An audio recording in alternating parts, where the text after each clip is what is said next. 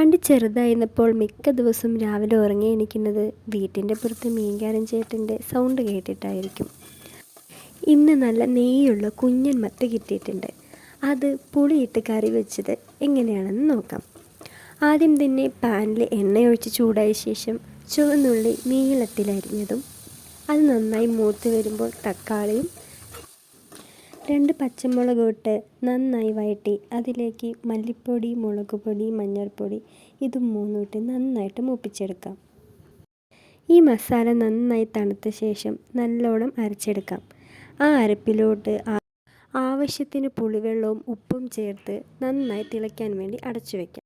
നല്ല ആവിയോടുകൂടി തിളച്ച് വരുന്ന ഇതിലോട്ട് നമ്മൾ കഴുകി വൃത്തിയാക്കി വെച്ചിരിക്കുന്ന മീനിട്ട് മീൻ വേകുന്ന വരെ അടച്ചു വെച്ച് വേവിക്കാം.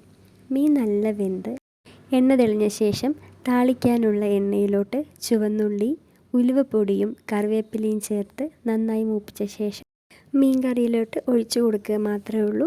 നല്ല കുഞ്ഞൻ മത്തിപ്പൊളി കറി റെഡിയായിട്ടുണ്ട്. വീഡിയോ ഇഷ്ടപ്പെട്ടാൽ ലൈക്ക് ചെയ്ത് സബ്സ്ക്രൈബ് ചെയ്യൂ.